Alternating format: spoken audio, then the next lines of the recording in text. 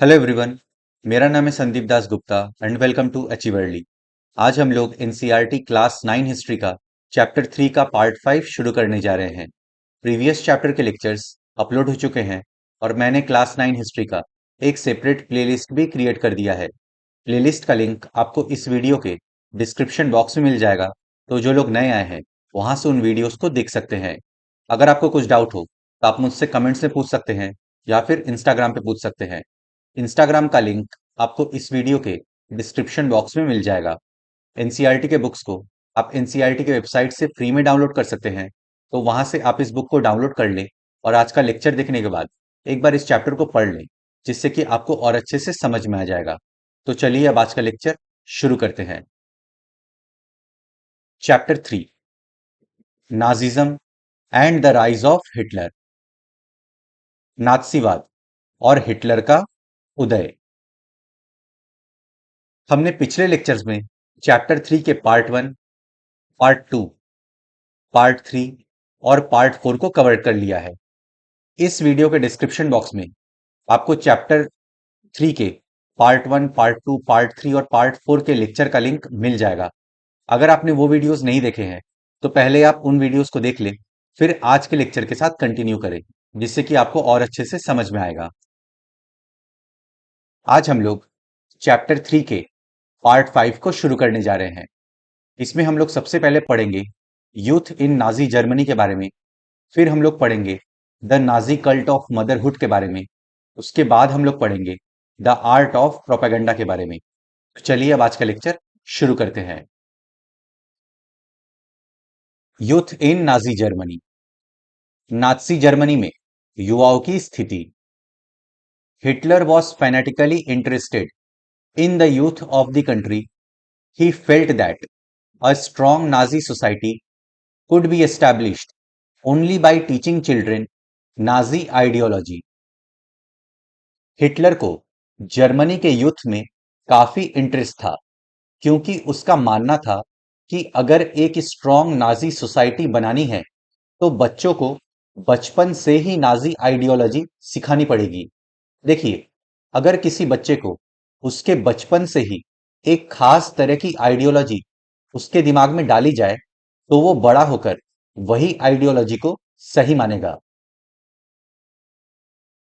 युवाओं में हिटलर की दिलचस्पी जुनून की हद तक पहुंच चुकी थी। उसका मानना था कि एक शक्तिशाली नात्सी समाज की स्थापना के लिए बच्चों को नात्सी विचारधारा की घुट्टी पिलाना बहुत जरूरी है। This required a control over the child both inside and outside school.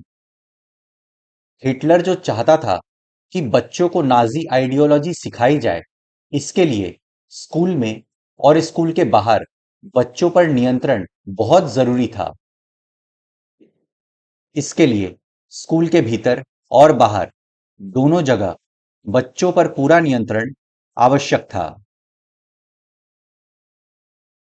What happened in schools under Nazism. नात्सीवाद के दौरान स्कूलों में क्या हो रहा था? All schools were cleansed and purified. This meant that teachers who were Jews or seen as politically unreliable were dismissed. सभी स्कूल्स में प्यूरिफिकेशन प्रोग्राम चलाया गया, स्कूल की सफाई की गई। मतलब जो टीचर्स ज्यूज थे और जो टीचर्स पॉलिटिकली अनरिलायबल थे, यानी जो टीचर्स नाजीज के अलावा किसी और को सपोर्ट कर सकते थे, उन्हें स्कूल से निकाल दिया गया। तमाम स्कूलों में सफाई और शुद्धिकरण की मुहिम चलाई गई। यहूदी या राजनीतिक रूप से अविश्वसनीय दिखाई देने वाले शिक्षकों को पहले नौकरी से हटाया गया और बाद में मौत के घाट उतार दिया गया। Children were first segregated. Germans and Jews could not sit together और प्ले टुगेदर। बच्चों को अलग किया गया। जर्मन बच्चों और ज्यूज बच्चों को अलग अलग बैठाया जाने लगा। वे एक के साथ खेल भी नहीं सकते थे। बच्चों को अलग अलग बिठाया जाने लगा। जर्मन और यहूदी बच्चे एक साथ ना तो बैठ सकते थे और ना खेल कूद सकते थे। Subsequently, undesirable children, Jews, the physically handicapped, gypsies were thrown out of schools.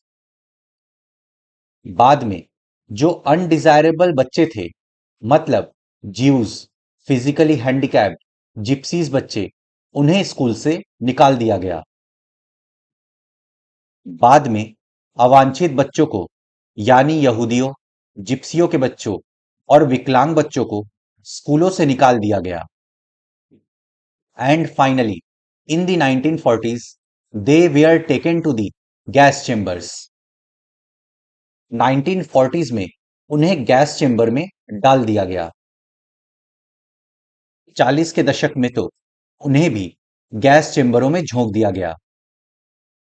Good German children were subjected to a process of Nazi schooling, a prolonged period of ideological training. जो गुड जर्मन चिल्ड्रन थे, यानी जो Aryan race को belong करते थे, उन्हें Nazi schooling के एक लंबे प्रोसेस से गुजरना होता था। वहां पर उन्हें नाजी आइडियोलॉजी की ट्रेनिंग दी जाती थी। अच्छे जर्मन बच्चों को नात्सी शिक्षा प्रक्रिया से गुजरना पड़ता था। ये विचारधारात्मक प्रशिक्षण की एक लंबी प्रक्रिया थी। School text books were rewritten, racial science was introduced to justify Nazi ideas of race. School में जो टेक्स्ट बुक थे, उन्हें फिर से लिखा गया। रेस यानी नस्ल को लेकर जो नाजी विचारधारा थी, उसे जस्टिफाई करने के लिए रेशियल साइंस जैसे सब्जेक्ट्स इंट्रोड्यूस किए गए। स्कूली पाठ्य पुस्तकों को नए सिरे से लिखा गया। नस्ल के बारे में प्रचारित नात्सी विचारों को सही ठहराने के लिए नस्ल विज्ञान के नाम से एक नया विषय पाठ्यक्रम में शामिल किया गया। Stereotypes about Jews were popularised even through maths class. Maths classes में भी ज्यूज को लेकर बच्चों में स्टीरियोटाइप फैलाया जाता था। और तो और गणित की कक्षाओं में भी यहूदियों की एक खास छवि गढ़ने की कोशिश की जाती थी। Children were taught to be loyal and submissive, hate Jews and worship Hitler. बच्चों को सिखाया जाता था कि वे लॉयल बने, सबमिसिव बने, ज्यूज से नफरत करें और हिटलर की पूजा करें। बच्चों को सिखाया गया कि वे वफादार व आज्ञाकारी बने, यहूदियों से नफरत और हिटलर की पूजा करें। Even the function of sports was to nurture a spirit of violence and aggression among children. ऐसे स्पोर्ट इवेंट्स ऑर्गेनाइज किए जाते थे जिससे बच्चों में वायलेंस और एग्रेशन की भावना पैदा हो। खेलकूद के जरिए भी बच्चों में हिंसा और आक्रामकता की भावना पैदा की जाती थी। Hitler believed that boxing could make children iron-hearted, strong and masculine. Hitler का मानना था कि बॉक्सिंग जैसे स्पोर्ट्स से बच्चे आयरन हार्टेड बनेंगे, स्ट्रॉन्ग और मैस्कुलिन बनेंगे और उनमें वायलेंस और एग्रेशन भी आएगा।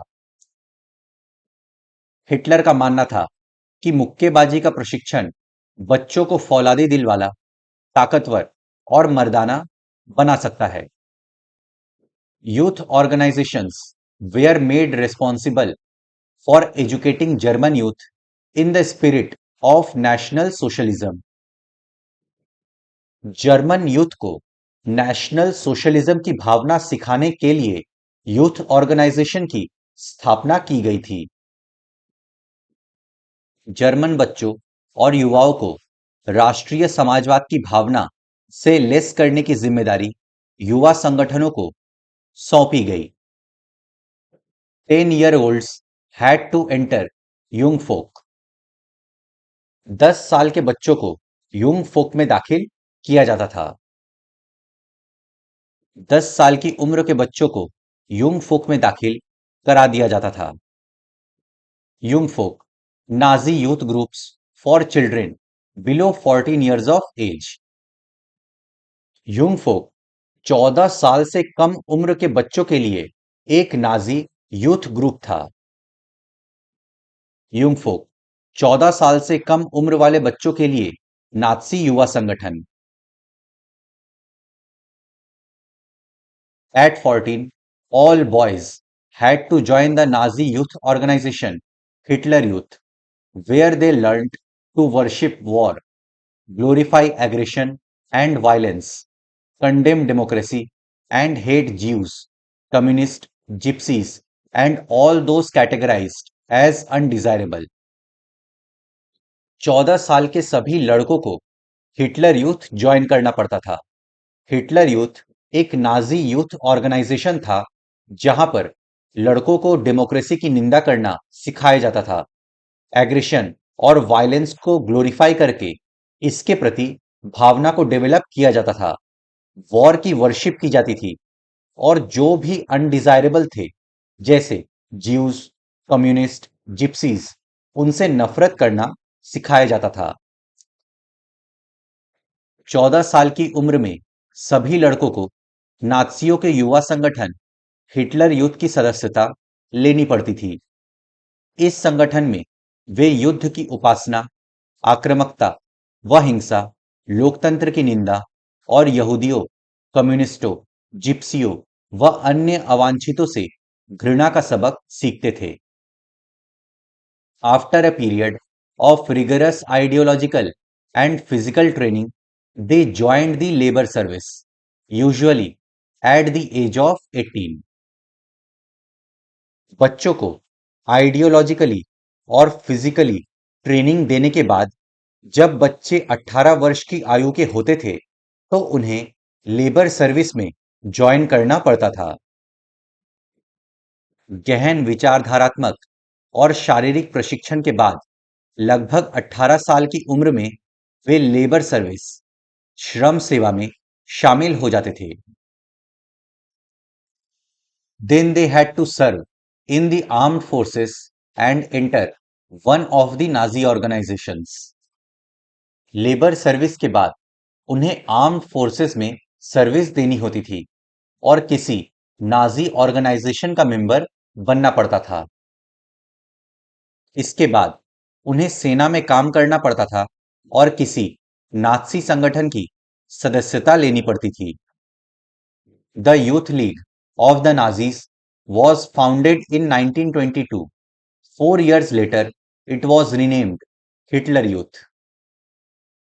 Youth league of the Nazis नामक ऑर्गेनाइजेशन की स्थापना 1922 में हुई थी।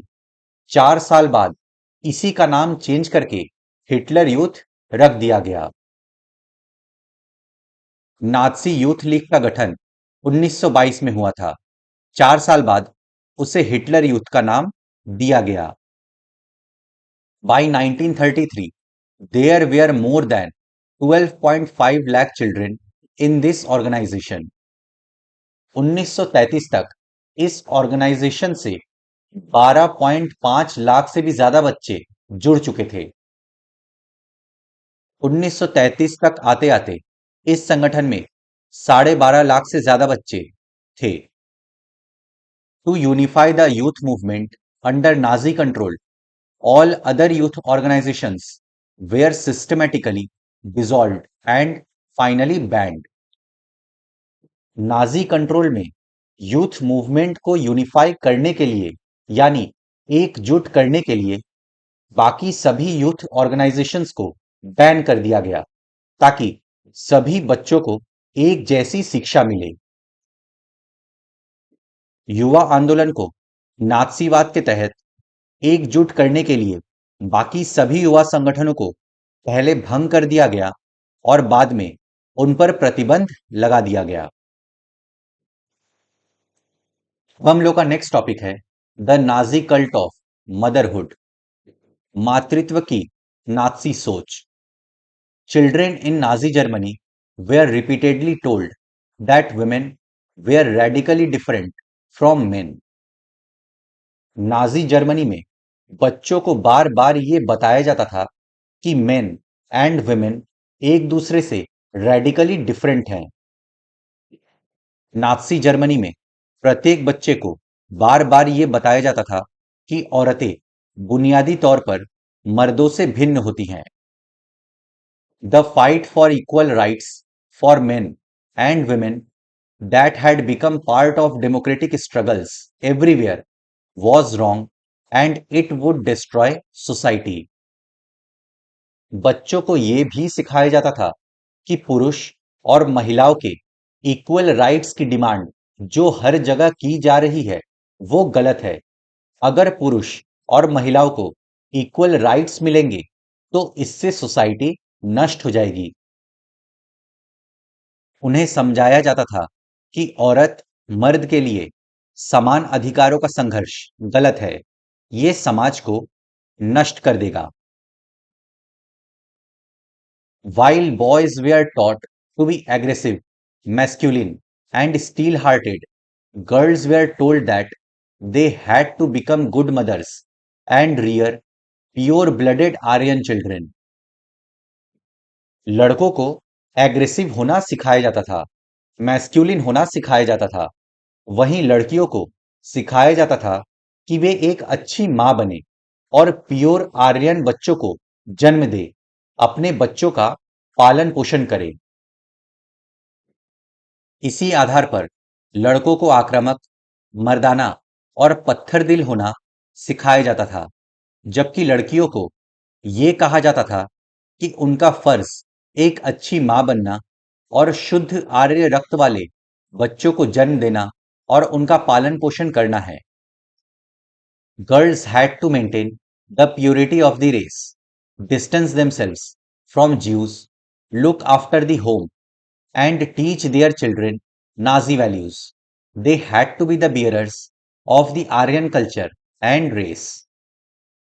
लड़कियों को यह भी सिखाया जाता था कि वे अपने रेस को प्योर रखें, मतलब कि किसी दूसरे रेस के व्यक्ति से विवाह न करे, जीव से दूरी बनाकर रखे, अपने घर की देखभाल करे, बच्चों को नाजी वैल्यूज सिखाए।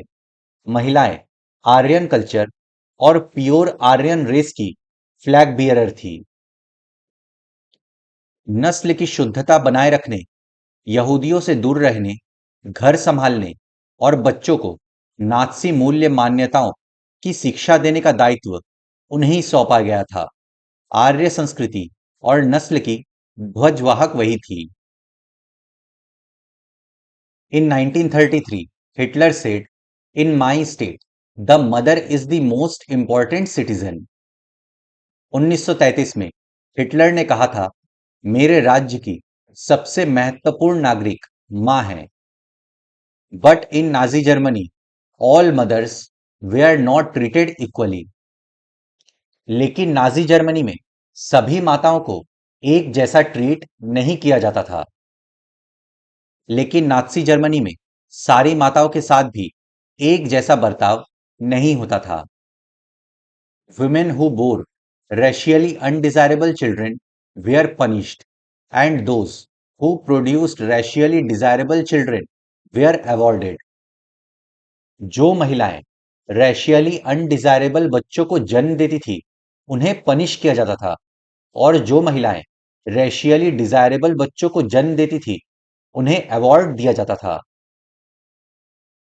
जो औरतें नस्ली तौर पर अवांछित बच्चों को जन्म देती थी उन्हें दंडित किया जाता था, जबकि नस्ली तौर पर वांछित दिखने वाले बच्चों को जन्म देने वाली माताओं को इनाम दिए जाते थे।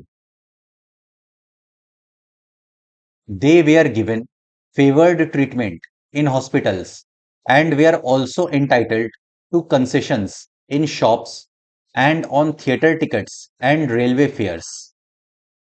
जो महिलाएं डिजायरेबल बच्चों को जन्म देती थी उन्हें हॉस्पिटल्स में स्पेशल ट्रीटमेंट मिलता था, दुकानों पर छूट मिलती थी सामान खरीदने पर, और रेलवे और थिएटर टिकट्स के फेयर पर भी छूट मिलती थी।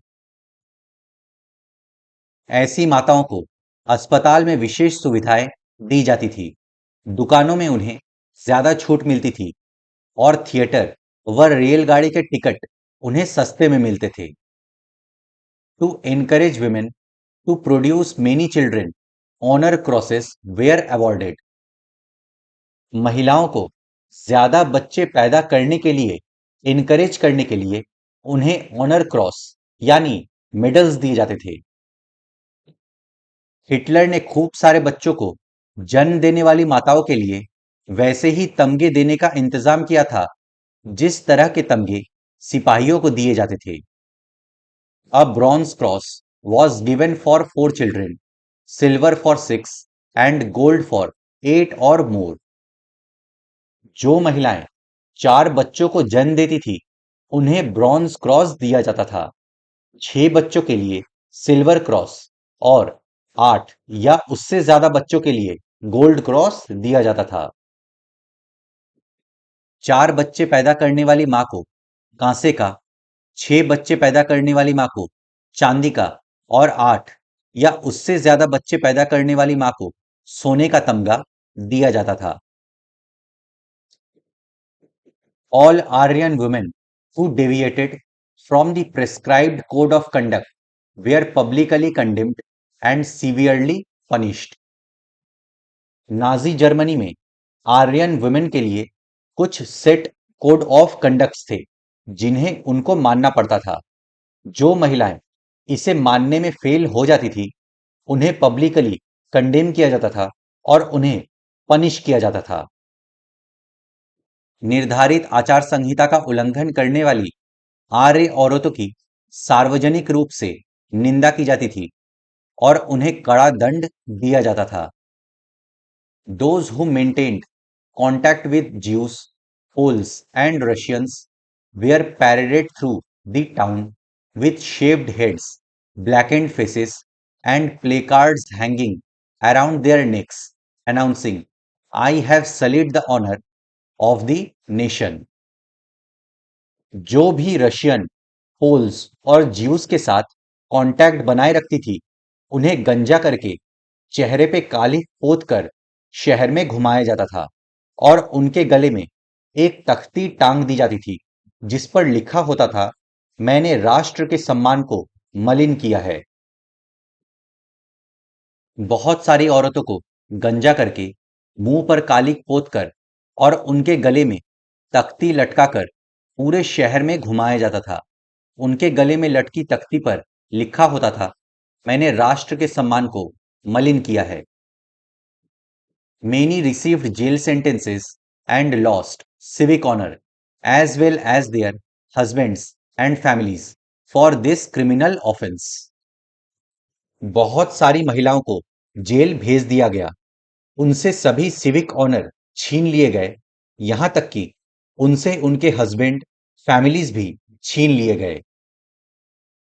इस आपराधिक कृत्य के लिए बहुत सारी औरतों को न केवल जेल की सजा दी गई बल्कि उनसे तमाम नागरिक सम्मान और उनके पति व परिवार भी छीन लिए गए। अब हम लोग का नेक्स्ट टॉपिक है द आर्ट ऑफ प्रोपेगेंडा, प्रचार की कला। The Nazi regime used language and media with care and often to great effect. Nazis language और मीडिया का इस्तेमाल बहुत सावधानी के साथ करते थे और इसका उन्होंने बहुत फायदा भी उठाया था।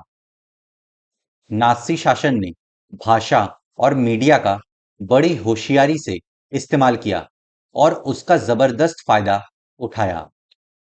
The terms they coined to describe their various practices are not only deceptive, they are chilling. अपने काम के करने के तरीकों के लिए उन्होंने अलग अलग टर्म्स इजाद किए थे जो कि डिसेप्टिव थे नेचर में और दिल दहलाने वाले थे। उन्होंने अपने तौर तरीकों को बयान करने के लिए जो शब्द इजाद किए थे वे न केवल भ्रामक बल्कि दिल दहला देने वाले शब्द थे। Nazis never use the words kill or murder in their official communications. Nazis ने अपने ऑफिशियल कम्युनिकेशन में कभी भी किल अथवा मर्डर शब्द का इस्तेमाल नहीं किया था। नात्सियों ने अपने अधिकृत दस्तावेजों में हत्या या मौत जैसे शब्दों का कभी इस्तेमाल नहीं किया। Mass killings were termed special treatment, final solution for the Jews, euthanasia for the disabled, selection and disinfections. Nazis जब सामूहिक हत्या करते थे उसके लिए वे स्पेशल ट्रीटमेंट शब्द यूज करते थे। ज्यूस के लिए वे फाइनल सॉल्यूशन शब्द यूज करते थे। डिसेबल्ड के लिए यूथेनेशिया शब्द का इस्तेमाल करते थे।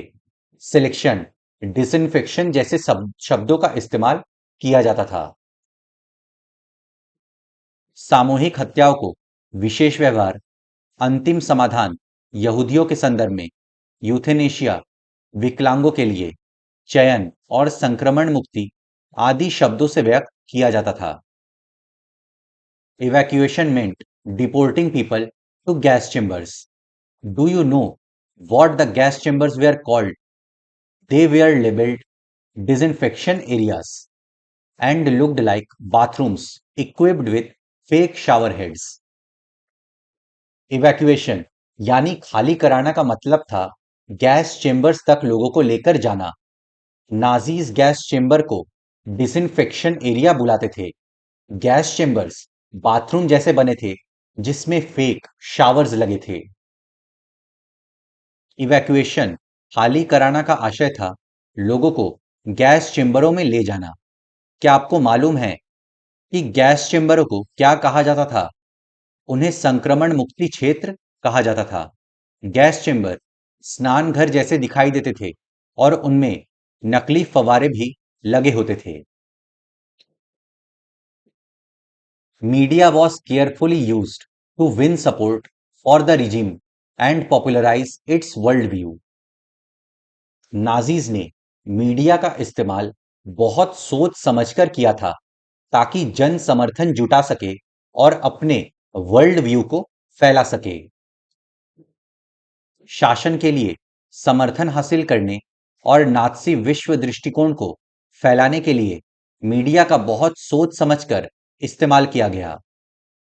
Nazi ideas were spread through visual images, films, radio, posters, catchy slogans, and leaflets. Nazi विचारों को विजुअल इमेजेस के थ्रू, फिल्म्स के through, radio, poster, slogan, leaflets के थ्रू फैलाया जाता था। नाजी विचारों को फैलाने के लिए तस्वीरों, फिल्मों, रेडियो, पोस्टरों, आकर्षक नारों और इश्तहारी पर्चों का खूब सहारा लिया जाता था। In posters, groups identified as the enemies of Germans were stereotyped, mocked, abused and described as evil. Posters में जर्मनी के दुश्मनों की एक बुरी छवि तैयार की जाती थी। उनका मजाक उड़ाया जाता था, उन्हें अब्यूज किया जाता था और उन्हें एविल के रूप में प्रस्तुत किया जाता था।